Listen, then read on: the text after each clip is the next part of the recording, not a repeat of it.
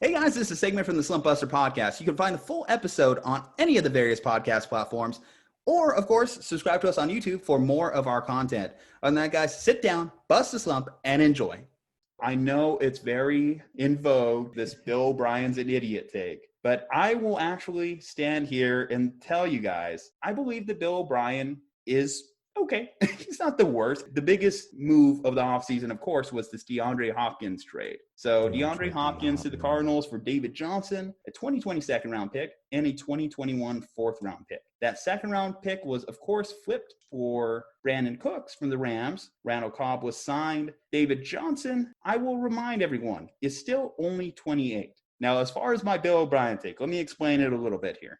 Bill O'Brien's only one season below 500 was the year that Deshaun Watson tore his ACL, right? Let's not forget about that. 4 times he has won this AFC South. Whenever he was back in the college game at Penn State, they were coming off one of the biggest scandals in sports. And now Penn State is back to where they are in terms of the college football hierarchy. Now, I don't think that Bill O'Brien is a great player personnel guy. That is my biggest question with him. But in terms of coaching, I think he could do worse than a guy who's won his division 4 out of the last 6 years. Yeah. Not a bad take. Excuse me? Okay.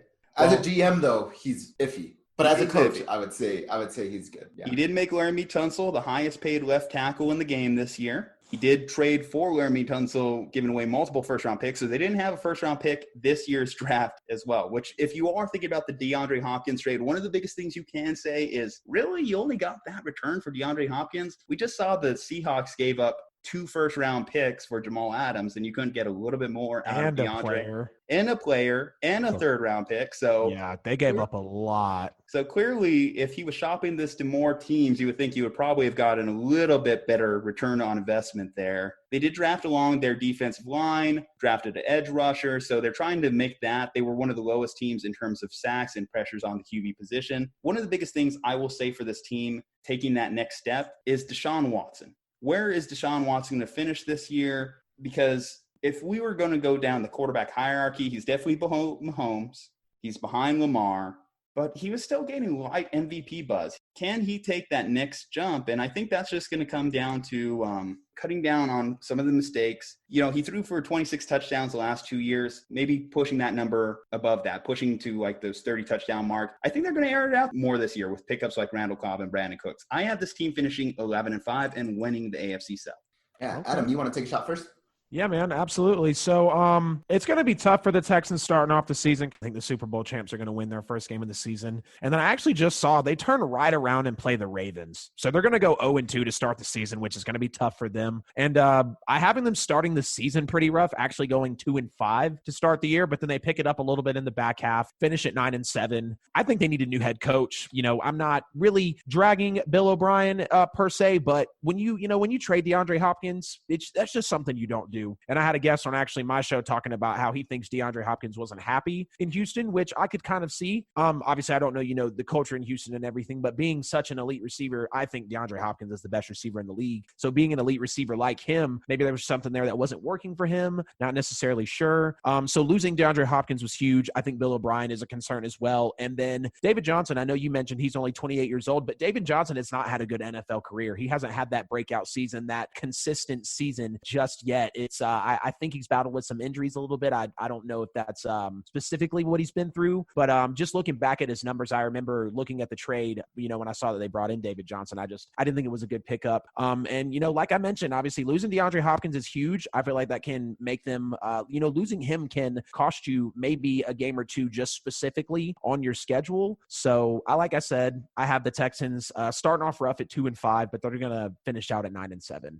Okay, not bad. Yeah, I'm sort of in the same sentiment as you, Juju, is I have them going about 11-5 is where I've placed them. Ending up second, right? So 12-4 for the Titans in this. But I think I was a little bit down on the Hopkins trade at first, but I think they still have a pretty good receiving core with, Will Fuller, Brandon Cooks, and Randall Cobb. So I think they're going to be all right there. Too.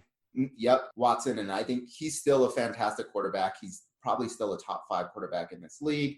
hopefully, he could continue to stay healthy and they could protect him a little bit more. He hasn't had the best offensive line play in his NFL career. So hopefully the offensive line can step it up. And then, I think the big question mark is still David Johnson, right? Everybody was expecting him to have that big breakout year. And that was the year that he ended up breaking his wrist, I think, or something like that, right? And he was injured, and then after that, he's never quite lived up to the hype that he once had. So hopefully he gets back on track. And like I said, they've got plenty of options at wide receiver, though none are as good as Hopkins for sure. Right. Maybe in aggregate, they can still be very successful. I have them going 11-5.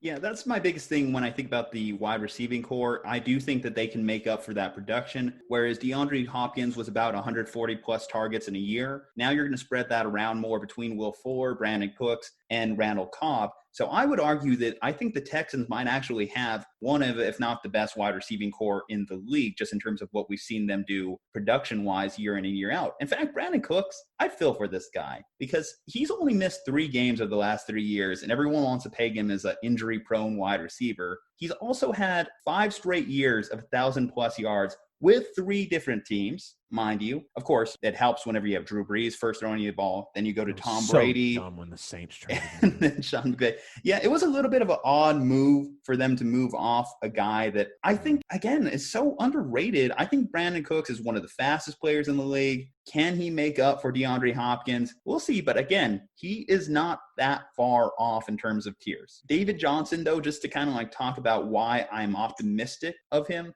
So last year, I just don't think it was the right scheme fit. Obviously, we know that Cliff Kingsbury and the Arizona Cardinals want to run more of an air raid college-style offense. I think David Johnson, with a different organization, with a different team, is going to find success. I mean, Carlos Hyde was a 1,000-yard rusher for the Houston Texans last year. Do I think that David Johnson is a worse player than Carlos Hyde? Not necessarily.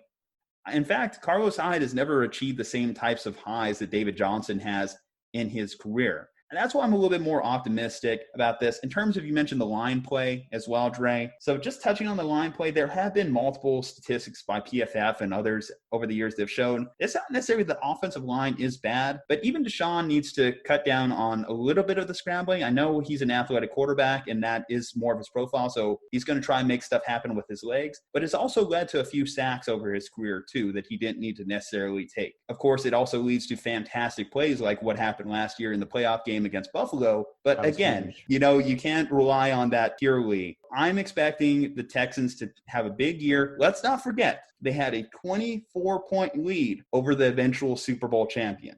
That's probably the biggest indictment on Bill O'Brien, if you were going to say anything. 24-point lead against the Chiefs. Yeah, fake punts that don't really work out there. And then you give up 50 over the next 3 quarters. Yeah, that's a bit of a problem. So if they can clean that up, don't be surprised if the Texans are sneaky title contenders. I'm just throwing it out there. I'm just saying, guys.